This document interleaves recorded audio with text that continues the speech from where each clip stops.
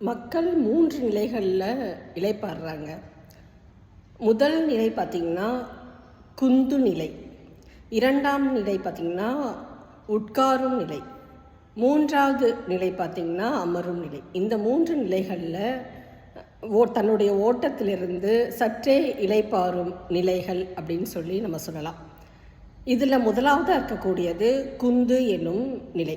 இந்த குந்து என்னும் நிலை பார்த்திங்கன்னா குதிக்காலை நிலத்தில் ஊன்றி முதுகுத்தண்டு வடத்தை நேராக வைத்து நிலத்தில் அமர்தல், உட்காருதல், இந்த நிலைக்கு பேர் தான் குந்து என்னும் நிலை.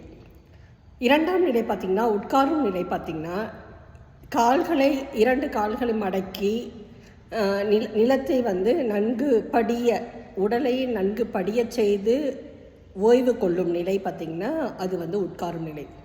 3ஆவது நிலை பார்த்திங்கன்னா இருக்கையில் அமரும் நிலை. இருக்கையில் ரொம்ப தளர்வாக மூச்சை உள்ளிழுத்து வெளிவிடும் தளர்வு நிலையில் ஓய்வு கொள்ளும் நிலை தான் பார்த்திங்கன்னா அமர்தல் நிலை. இந்த 3 நிலையில் முதலாவது இருக்கக்கூடிய குந்து என்னும் நிலையை சென்னை வாசிகள் தங்களுடைய இயல்பான வழக்கில் அதிகமாக பயன்படுத்திய சொல்லாக இடைக்காலம் வரைக்கும் இருந்ததுங்க.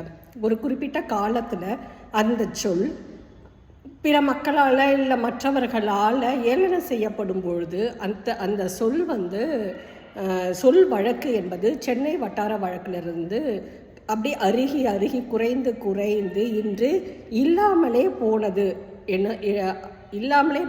என்று சொல்லலாம்.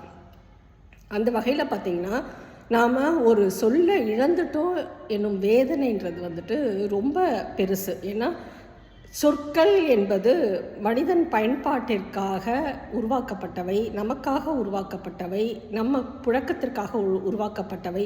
எல்லா சொல்லும் பொருள் குறித்தனவே என்ற தொல்காப்பியத்தின் அடிப்படையில், விதிகளின் அடிப்படையில் உருவாக்கப்பட்ட சொற்கள். இந்த சொற்களை இழப்பது என்பது மிகவும் வருத்தத்துக்குரியதாக இருக்குங்க.